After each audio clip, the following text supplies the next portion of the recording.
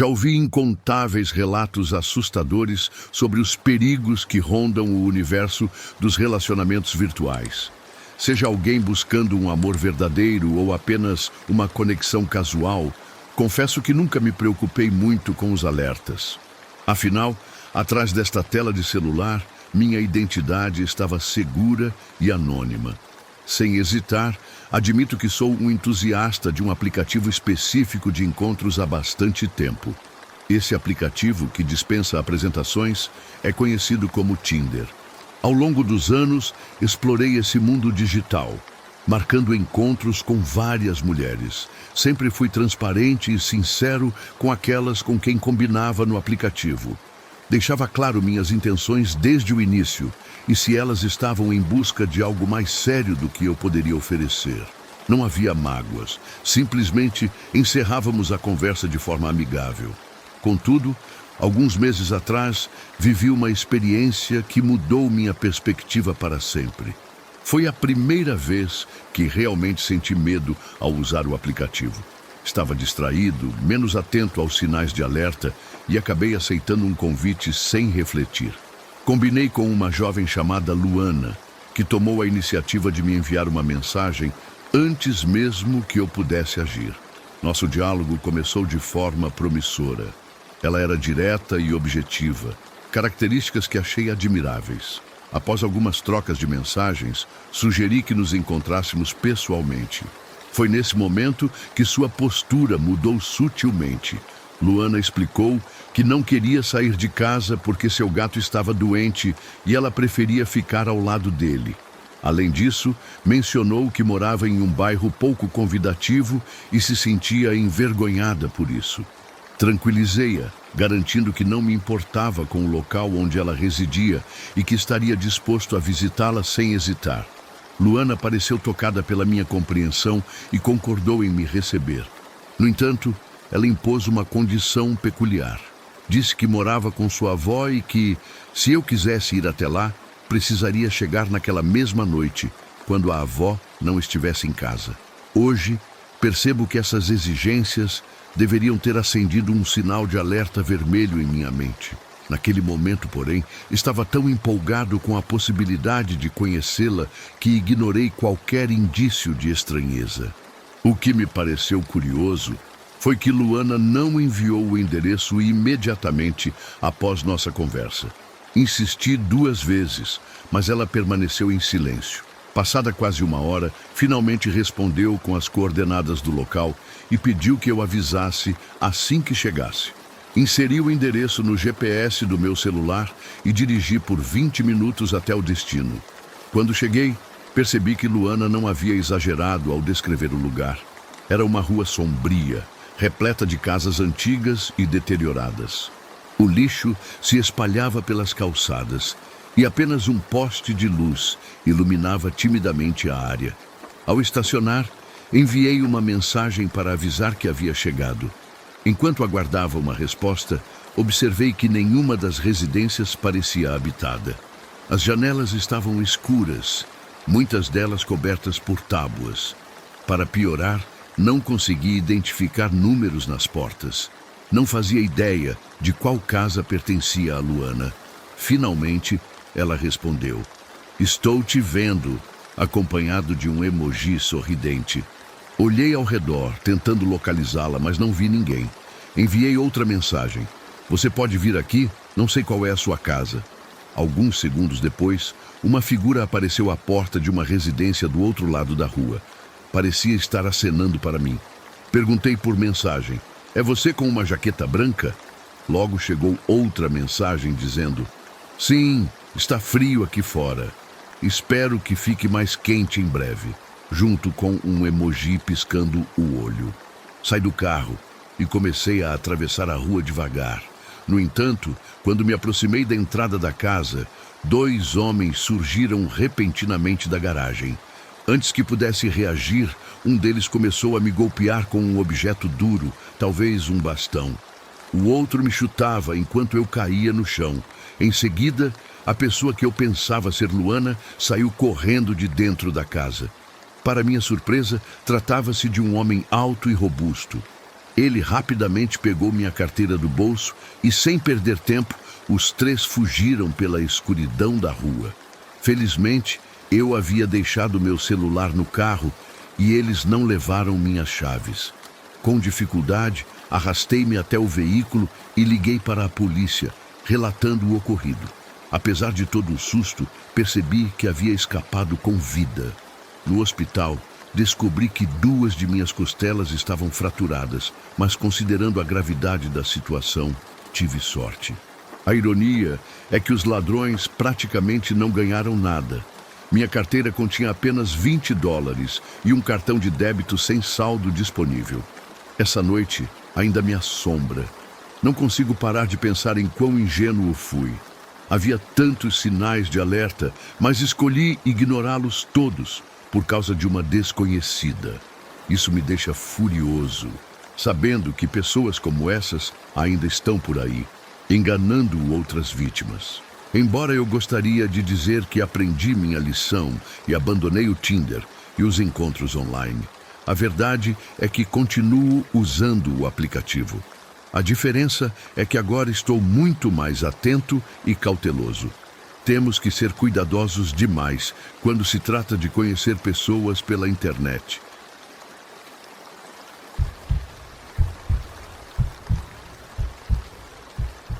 Há alguns anos, encerrei um relacionamento que durou bastante tempo. Sempre fui uma pessoa reservada e a ideia de convidar alguém para sair me causava uma ansiedade avassaladora. Não sei se era o medo de ser rejeitado ou o constrangimento diante dos amigos, mas o fato é que nunca fui muito bom nessa área. Na época em que conheci minha ex-parceira, o Tinder ainda estava engatinhando, então nunca cheguei a experimentar o aplicativo. Agora, solteiro novamente, decidi dar uma chance ao mundo dos encontros online. Confesso que estava empolgado.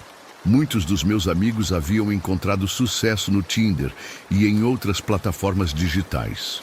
Durante alguns meses, explorei o aplicativo, mas nada de extraordinário aconteceu. Cheguei até a marcar um encontro com uma garota no parque, mas esse encontro durou apenas 20 minutos. Ela recebeu uma ligação dizendo que precisava voltar ao trabalho, e depois disso, nunca mais tive notícias dela. Estava prestes a desistir e considerar minha experiência no Tinder como um fracasso quando, de repente, combinei com uma pessoa chamada Bianca, ou simplesmente Bia, como ela preferia ser chamada. Ela parecia incrível nas fotos. No início, desconfiei um pouco, achando que poderia ser uma fraude.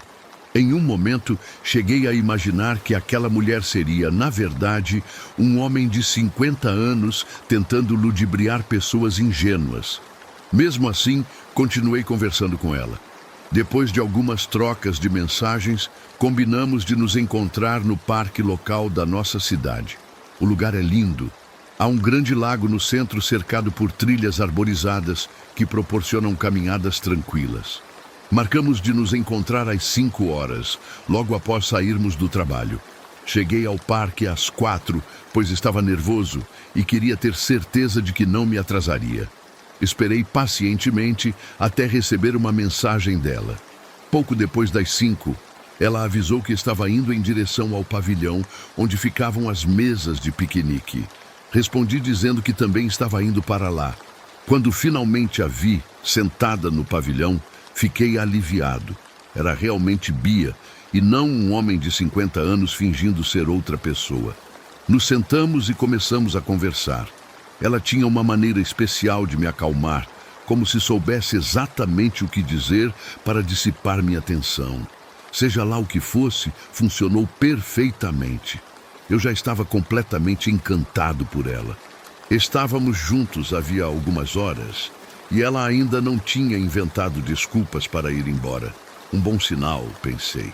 Decidimos dar uma volta pelas trilhas, mesmo na escuridão da noite.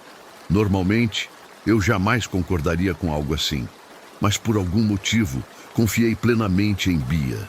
Em um momento, tomei coragem e segurei sua mão. Para minha surpresa, ela permitiu o gesto sem hesitar. Pela primeira vez em muito tempo, senti algo genuíno e especial. Caminhamos por um longo período até que a escuridão tomou conta do ambiente. Bia sugeriu que voltássemos, já que não fazíamos ideia de quanto tempo ainda levaríamos para completar a trilha e a visibilidade estava praticamente nula. A caminhada de volta foi tranquila por um tempo.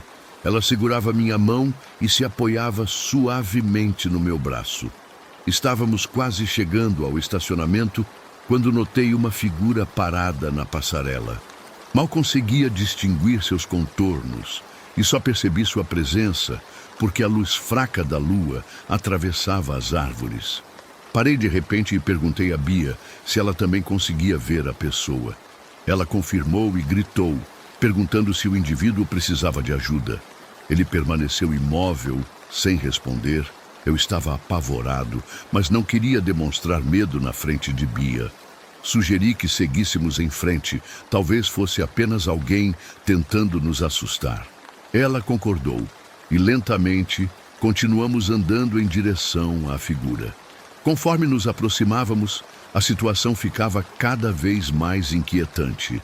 O homem não se movia nem um centímetro, e agora podíamos ver claramente que ele escondia algo. Quando estávamos a cerca de 3 metros de distância, ele finalmente revelou o que estava segurando. Uma faca. Com uma voz baixa e rouca, ordenou: "Virem-se e coloquem as mãos sobre a cabeça." Fiquei paralisado, sem saber o que fazer. Mas Bia, mostrando uma coragem impressionante, começou a discutir com ele. Antes que eu pudesse reagir, ela avançou contra o homem, derrubando-o no chão. Gritou para que eu corresse e obedeci imediatamente. Podia ouvir seus passos pesados atrás de mim enquanto saíamos da trilha. Corremos em direção ao carro dela e ela entrou rapidamente no banco do passageiro. Partimos em alta velocidade. Quando estávamos a uma distância segura, decidimos ligar para a polícia e relatar o incidente. Quando os oficiais chegaram ao local, o homem já havia desaparecido. O único carro no estacionamento era o meu veículo. Por um breve momento, cheguei a pensar que Bia poderia estar tramando algo contra mim. Mas depois de sua atitude heróica, esse pensamento evaporou completamente. Após o susto, fomos a um restaurante aberto durante a madrugada e passamos horas conversando. Aquele evento pareceu nos aproximar ainda mais, de uma forma que nunca imaginei. Hoje tenho sentimentos contraditórios sobre o Tinder. O aplicativo quase me colocou em uma situação fatal, mas foi também através dele que conheci Bia. Agora, ela é minha noiva. Sempre que contamos às pessoas como nos conhecemos, é divertido observar suas reações quando mencionamos que quase morremos em nosso primeiro encontro. Ainda me surpreendo ao lembrar o que ela fez naquela noite e como conseguimos escapar ilesos. Essa história prova que, às vezes, até nas situações mais sombrias, algo belo pode surgir.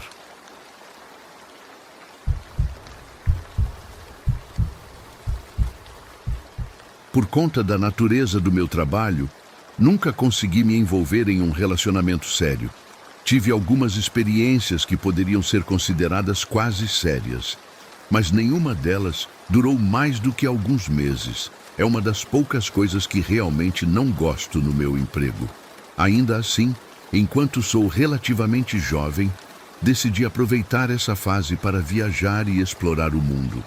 Nos últimos 3 anos, conheci praticamente todos os pontos turísticos importantes dos Estados Unidos e até tive a oportunidade de visitar alguns outros países. Agora, estou chegando a uma fase da minha vida em que começo a pensar em me estabelecer. Ou talvez eu só esteja sentindo o peso da solidão. Ainda não sei ao certo. Há algumas semanas, precisei viajar para o outro lado do país a trabalho.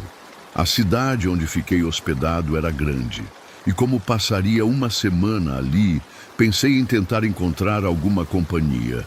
Um amigo sugeriu que eu experimentasse o Tinder. Para ser sincero, achei que o aplicativo só funcionava com base na sua cidade natal. E não percebi que ele se adaptava à sua localização atual. Configurei meu perfil e comecei a navegar. Trabalhei durante toda a tarde e quando finalmente abri o app, fiquei surpreso com a quantidade de combinações que já havia recebido, mesmo sendo relativamente cedo. Decidi tentar a sorte e ver se encontrava alguém disposto a tomar uma bebida comigo. As primeiras conversas não deram em nada. Então, entrei em contato com uma mulher chamada Clara. Ela parecia alguém com espírito livre e achei que seria interessante conhecê-la. Após alguns minutos de conversa, sugeri que tomássemos algo juntos e ela aceitou imediatamente. Combinamos de nos encontrar às 8h30 em um bar local. Antes de sair, comentei com um amigo sobre o encontro e ele brincou, dizendo que eu deveria ter cuidado ao conhecer pessoas online. Nós dois rimos, mas, para ser honesto, não levei aquilo muito a sério. Eu só estava buscando um pouco de companhia. E quem sabe, se nos dessemos bem, talvez pudéssemos repetir a experiência. Cheguei alguns minutos antes do combinado e, por coincidência, Clara também estava chegando naquele momento. Trocamos um abraço meio desajeitado do lado de fora do bar e demos uma risada rápida sobre isso antes de entrar. A primeira coisa que me deixou aliviado foi constatar que a mulher à minha frente era exatamente a mesma das fotos do perfil. Sempre ouço histórias de pessoas sendo enganadas. Então foi reconfortante perceber que Clara era real. Algumas horas depois do nosso encontro, estávamos nos dando extremamente bem. Conversávamos, ríamos e aos poucos a conexão parecia natural. Depois de algumas rodadas de bebidas, ela começou a tocar meu braço ou minha mão de forma suave e descontraída. Havia algo naqueles gestos delicados que me fazia sentir confortável, como se algo maior estivesse começando a surgir. No entanto, eu continuava lembrando a mim mesmo que não morava ali e que não deveria me apegar demais. Vale destacar que naquele momento eu não tinha nenhuma dúvida ou sinal de alerta sobre Clara. Perto da meia-noite, ela se aproximou e me beijou levemente na bochecha. Enquanto eu sorria, ela sussurrou: "Deveríamos voltar para sua casa?" Confesso que meu coração disparou e era exatamente isso que eu queria. Assenti e pegamos um carro de aplicativo de volta para onde eu estava hospedado. Ao chegarmos, ela hesitou antes de entrar. Quando perguntei se estava tudo bem, ela respondeu visivelmente envergonhada: "Eu te encontro lá dentro. Não quero que você me veja fumando. Estou tentando parar, mas é um processo difícil." Garanti a ela que não me importava, mas ela insistiu que eu não a veria fumando. Sem querer prolongar a situação, entrei e troquei de roupa para algo mais confortável. Passaram-se alguns minutos e notei que ela ainda não havia entrado. Fui até a janela da frente para procurá-la, mas não a vi em lugar nenhum. Saí e chamei seu nome algumas vezes, mas não obtive resposta. A casa onde eu estava hospedado tinha uma pequena varanda envolvente com um banco. Sentei-me ali e enviei uma mensagem para Clara pelo aplicativo enquanto esperava. Comecei a ficar nervoso, afinal, eu não conhecia bem aquela área e comecei a questionar se era um bairro seguro. Pensamentos sombrios sobre algo ruim acontecendo com Clara começaram a surgir na minha mente. Foi então que ouvi barulhos vindos da casa. Virei-me e olhei pela janela. Lá estava ela. Clara estava acompanhada por 2 homens que pareciam estar vasculhando o lugar. Imediatamente me abaixei, instintivamente. Pude vê-la cochichando algo para eles, mas as paredes grossas impediam que eu ouvisse qualquer coisa. Logo depois, ela pegou o celular e segundos mais tarde recebi uma mensagem dela no aplicativo. "Ei, onde você está? Estou aqui dentro e não consigo te encontrar." Não respondi. Clara e um dos homens estavam na sala de estar, olhando constantemente ao redor e por cima dos ombros. O outro homem não estava à vista, o que aumentou minha tensão. Naquele momento, eu deveria ter ligado para a polícia, mas minha mente estava confusa, tentando entender o que estava acontecendo. Pouco depois, vi o segundo homem carregando uma bolsa. Finalmente compreendi a situação. Eu estava sendo roubado, ou pelo menos a casa onde eu estava hospedado estava sendo invadida. Observei o homem com a bolsa se dirigindo ao meu laptop, que estava ligado na mesa da sala. Minha vida inteira estava naquele aparelho. Ele seguiu o cabo até a parte de trás da parede e o desconectou. Não podia permitir que levassem aquilo. Enviei uma mensagem de volta para Clara dizendo: chamei a polícia e eles chegarão em menos de 30 segundos. Era mentira. Eu nem sequer havia ligado para eles, mas queria testar sua reação. Ela gritou algo para os outros, avisando que precisavam sair dali imediatamente. Em seguida, os três correram pela porta da frente, passando direto por mim. Felizmente, eles não podiam me ver, pois eu estava agachado atrás do banco da varanda. Corri para dentro e verifiquei que meu laptop ainda estava lá. Minha carteira também estava intacta, contendo todos os meus cartões de crédito e cerca de $500 em dinheiro. Por sorte, aqueles ladrões eram descuidados ou simplesmente não tinham prestado atenção no que estavam fazendo. Liguei para a polícia e expliquei tudo o que havia acontecido. Como esperado, descobrimos que Clara era uma fraude completa. Entramos em contato com os proprietários da casa para avaliar os danos. E parece que os itens roubados não tinham grande valor. Talvez algumas peças decorativas ou utensílios domésticos comprados em lojas populares. Passei o restante da minha estadia em um hotel e deletei minha conta no Tinder imediatamente. O que me preocupa é que essa mulher ainda esteja por aí, enganando outras pessoas para entrar em suas casas e roubar seus pertences. Minha esperança sincera é nunca mais cruzar com Clara e nunca precisar voltar àquela cidade para trabalhar ou por qualquer outro motivo.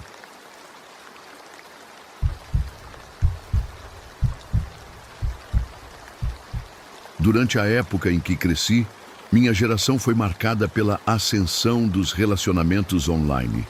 Lembro-me de quando estava no ensino médio e o namoro virtual era visto como algo para pessoas que não conseguiam sucesso no mundo real. Era quase um tabu, algo que apenas perdedores faziam. No entanto, ao chegar à faculdade, percebi que essa ideia estava completamente equivocada. O namoro online havia se tornado uma das principais maneiras de conhecer novas pessoas, seja para encontros casuais ou até mesmo para amizades. Eu mesmo me tornei um usuário frequente desses aplicativos por volta dos meus 20 anos. Meu favorito era o Tinder, onde descobri que a maioria das pessoas buscava apenas uma boa conversa, algumas risadas e, quem sabe, uma noite descontraída em um bar. Uma das histórias mais memoráveis que vivi através desse aplicativo aconteceu em uma noite quando conheci uma garota chamada Christine. Desde o início, ela parecia incrível. Trocamos mensagens durante o dia e combinamos de nos encontrar em um bar perto da casa dela naquela noite. Quando nos vimos pessoalmente, a conexão foi instantânea. Conversamos, rimos e aproveitamos o momento juntos. No entanto, conforme a noite avançava, notei que algo mudou em sua expressão. Ela parecia tensa, incomodada. Preocupado, perguntei se estava tudo bem. Em um sussurro quase inaudível, ela disse: "Você vê aquele cara com o boné azul do outro lado do bar? Ele é amigo do meu ex. Está nos observando há pelo menos 1 hora. Meu ex... ele não é uma pessoa legal. Tenho certeza de que ele mandou uma mensagem para ele e isso está me deixando nervosa." Eu já havia lidado com situações complicadas antes e tentei tranquilizá-la, dizendo que poderíamos sair dali se ela quisesse. Christine concordou e decidimos ir para a minha casa. No caminho para a saída, fomos abordados pelo homem do boné vermelho. Ele nem sequer olhou para mim, dirigindo-se diretamente a Christine com um tom agressivo. "Ei, nem vai dizer oi? Já está indo embora? Isso é ridículo. Por que você não volta e eu te pago uma bebida?" Christine respondeu educadamente: "Não, obrigada." Mas ele insistiu, quase implorando como uma criança mimada: "Vamos lá, só uma bebida." Antes que ela pudesse responder, dei um passo à frente, estendi a mão e me apresentei. Ele riu sarcasticamente, olhou para Christine e disse: "Sério?" Depois disso, ele simplesmente foi embora, ainda rindo. Normalmente aquilo teria me irritado, mas decidi deixar para lá, percebendo o quanto aquela interação havia afetado Christine. Chegamos à minha casa e passamos o resto da noite jogando videogames e tomando algumas bebidas. Acabamos adormecendo no sofá. Na manhã seguinte, ambos estávamos felizes e concordamos em nos ver novamente. No entanto, enquanto tomávamos café, Christine recebeu uma mensagem no celular. Seu rosto mudou completamente. Christine começou a se desculpar repetidamente, dizendo que entendia se eu não quisesse mais vê-la. Assegurei a ela que não tinha medo de nenhum ex-namorado dela e que poderíamos seguir em frente. Nosso relacionamento continuou e evitamos aquele bar específico. Passamos a nos encontrar em lugares mais tranquilos, como parques e praias. Christine começou a passar várias noites por semana na minha casa. Eu estava começando a me apaixonar por ela e acredito que ela também estava desenvolvendo sentimentos por mim. Certa vez, perguntei se ela queria passar uma noite na casa dela e ela respondeu vagamente: "Tenho muitos colegas de quarto e seria difícil termos privacidade." Para mim, isso não era problema, já que preferia ficar em casa mesmo. Uma noite de sábado, algumas semanas após o incidente no bar, Christine estava na minha casa. Foi uma noite tranquila, como sempre, e fomos dormir por volta da meia-noite. Não sei quanto tempo havia se passado, mas acordei com Christine gritando ao telefone. Seu ex havia ligado e, pelo que pude ouvir, ele estava furioso do outro lado da linha. Ela desligou o telefone com raiva, jogando-o do outro lado da sala. Tentei acalmá-la, segurando-a enquanto ela tremia. Após alguns minutos, ela começou a se acalmar e nós nos deitamos novamente. Enquanto estávamos ali, ouvimos o som de 2 portas de carro sendo fechadas do lado de fora da casa. Christine começou a repetir em pânico: "Não, não, não!" Corri até a janela do andar de cima, que dava para a garagem. Vi 2 homens grandes. Um deles era o cara do bar e o outro tinha um corte de cabelo quase raspado. Perguntei a Christine se o ex dela tinha esse tipo de corte e ela confirmou: "Sim, precisamos sair daqui agora." Os 2 homens começaram a chutar a porta tentando arrombá-la. Christine correu até a entrada e, inexplicavelmente, destrancou a porta, permitindo que eles invadissem a casa. Assim que os vi correndo para dentro, me escondi no armário. Sou forte, mas enfrentar 2 homens muito maiores do que eu seria suicídio. O ex dela começou a gritar histericamente, exigindo que eu aparecesse. Podia ouvir Christine implorando: "Por favor, vamos embora. Sinto muito, nunca mais farei isso." Parecia que ele estava ignorando-a, pois continuou gritando meu nome enquanto destruía móveis e objetos pela casa. Após alguns minutos, eles finalmente foram embora, mas antes de partir, ele gritou: "Isso ainda não acabou." Quando o som do carro desapareceu, saí do armário e desci as escadas. Minha sala de estar estava completamente destruída. Sentei no sofá pensando em chamar a polícia, mas algo na frase que Christine havia dito me incomodava. "Vamos embora." Comecei a refletir sobre a situação. Será que ela estava em um relacionamento ativo? Eu era o outro cara? Na época, eu não usava redes sociais porque as achava muito distrativas. Pedi a um amigo que investigasse Christine, e o que descobrimos me deixou arrasado. Ela não estava apenas em um relacionamento, ela era casada com um homem que havia invadido minha casa. Fiquei devastado. Encontrei o perfil dele no Facebook e enviei uma mensagem sincera da conta do meu amigo. Expliquei que não fazia ideia de que Christine era casada e que, se soubesse, jamais teria continuado a falar com ela. Para minha surpresa, ele aceitou minhas desculpas e também pediu desculpas por sua reação exagerada. Concordou em pagar pelos danos na minha casa e eu prometi nunca mais entrar em contato com Christine. Bloqueei o número dela e nunca mais soube dela. Acho que ele foi longe demais, mas entendo que o coração partido pode levar as pessoas a fazerem coisas extremas. Alguém me disse recentemente que os viu juntos. Então talvez tenham reconstruído o casamento. É surreal pensar em quantos sinais estavam diante de mim e como fui cego para eles. Ele trabalhava durante a noite. o que explicava por que eu conseguia passar tanto tempo com ela. Christine fez um ótimo trabalho, me convencendo de que ele era apenas um ex-problemático. Meu conselho para quem usa aplicativos de namoro é: tenha cuidado. As pessoas têm suas próprias agendas e histórias. Talvez estejam apenas se divertindo, mas a pessoa com quem você está pode estar envolvida em algo muito mais complicado do que parece.